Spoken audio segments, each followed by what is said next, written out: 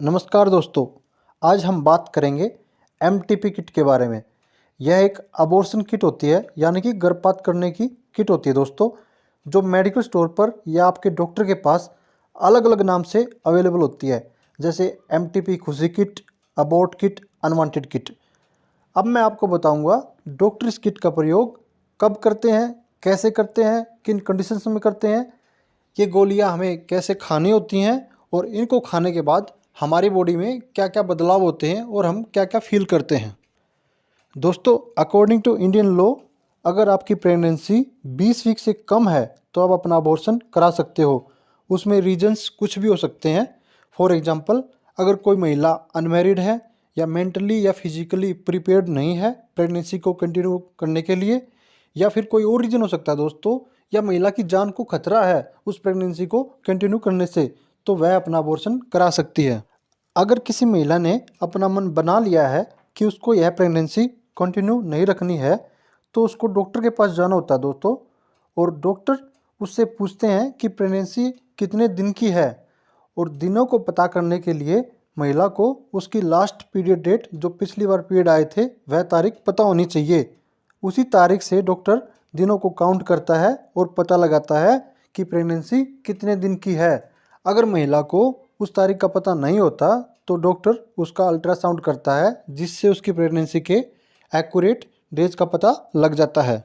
अगर महिला की प्रेगनेंसी 49 डेज यानी कि 49 दिन या 7 वीक से कम की होती है, तो डॉक्टर उसको यह किट देते हैं, या फिर मेडिकल स्टोर से वह यह किट लाने को कहते हैं, क्योंकि यह किट 7 वीक से कम प्रेगनेंसी पे ही असरदार होती है दोस्तों।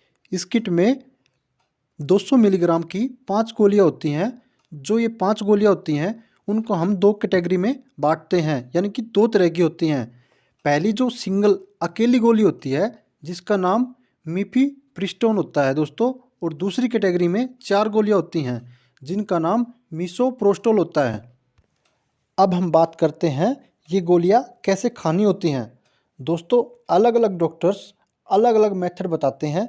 मैं जो मेथड आपको बताऊंगा वो मेरे सामने बहुत सारे पेशेंट्स ने ट्राई किया हुआ है। हम एक एग्जाम्पल की मदद से समझते हैं इन टैबलेट्स का यूज कैसे किया जाता है। दोस्तों, आपकी किट में एक अकेली गोली होगी जिसका नाम होगा मिफेप्रिस्टोन। मान लो वह आज आपको लेनी है, तो आज शाम को आपको हल्का खाना खाने के बाद पानी के साथ वह एक अकेली गोली खानी है। फिर अगले दिन आपको सुबह हल्का खाना खाना है और पानी के साथ 2 गोलियां, जिनका नाम मिसोप्रोस्टोल है, वो खानी है। दोस्तों, ये टेस्टलेस होती हैं, इनका कोई टेस्ट नहीं होता। आप अपनी जीभ के नीचे या गाल में इनको दबा के मुंह में ही पिघला सकते हैं और पानी सीप सीप करके पी सकते हैं, ताकि आपको उल्टियाँ न हों। फिर उसी दिन शाम को बची हुई 2 गोलियां, जिनका नाम मिसोप्रोस्टोल है, आपको सेम तरीके से जो मैंने पहले बताया उसी तरीके से खानी होती हैं। और हाँ दोस्तों, आपको यह कोर्स 5 गोलियों का हर हाल में पूरा करना होता है।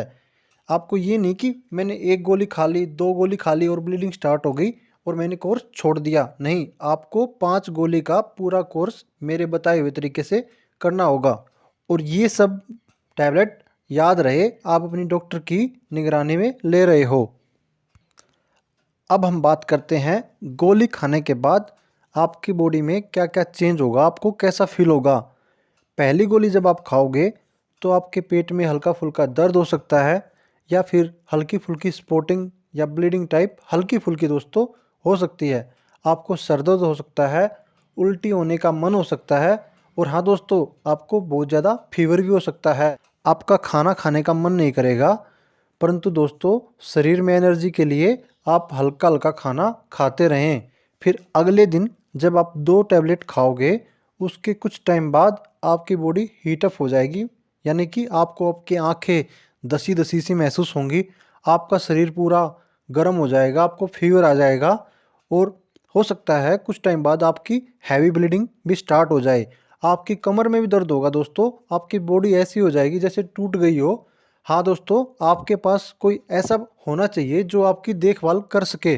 आपको हल्का हल्का लिक्विड फूड लेते रहना है। आपका खाना खाने का मन नहीं करेगा, फिर भी आपको दोस्तों खाना खाना है। फिर जब आप शाम को 2 गोलियां बची हुई और खाओगे, उस टाइम तक दोस्तों आपको हैवी ब्लीडिंग हो सकती है और ब्लीडिंग में क्लोट्स यानी कि टुकड़े दिखाई दे सकते हैं।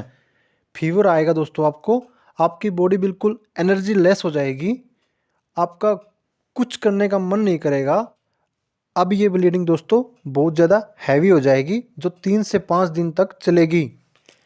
फिर नॉर्मल हो जाएगी दोस्तों, और उसके बाद 10 से 12 दिन तक कंटिन्यू ये ब्लीडिंग चलेगी। 3 से 5 दिन के बाद आप थोड़ा सा अच्छा फील करोगे, यानी कि आपकी बॉडी में कमज़ोरी तो रहेगी पर आप पहले से अच्छा फील करोगे। आपको जूस पीना है, एनर्जी वाले कुछ फ्रूट्स खाने हैं, लिक्विड फूड लेना है, जिससे आपके शरीर में एनर्जी बनी रहे, क्योंकि दोस्तों हमारे शरीर से बहुत ज़्यादा ब्लड लॉस होता है।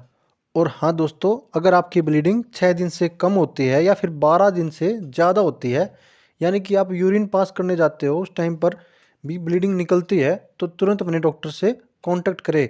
हो सकता है आपके अंदर कोई इन्फेक्शन हो गया है या फिर आपका अबॉर्शन कंप्लीट नहीं हुआ है, कुछ पार्ट्स अंदर रह गए हैं। जनरली जो मैंने आपको बताया है सेम आपको ऐसा ही होगा, ऐसा ही फील होगा। अगर आपको कोई ज़्यादा दिक्कत होती है तो अपने डॉक्टर से कांटेक्ट करें दोस्तों।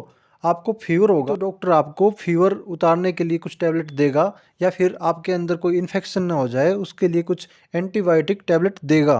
अगर जो मैं बता रहा हूँ ब्लीडिंग आपको 3 से 5 दिन बहुत ज़्यादा हैवी हो रही है, बहुत ज़्यादा एबनॉर्मल हो रही है दोस्तों, जैसे खड़े होते ही पूरा पूरा वैसे ब्लीडिंग चलती है, अगर ऐसा कुछ आप फील कर रहे हैं तो आप अपने डॉक्टर के पास जाए। ये किट अगर आप बार बार यूज करते हो, इनके अंदर होते हैं हार्मोन्स।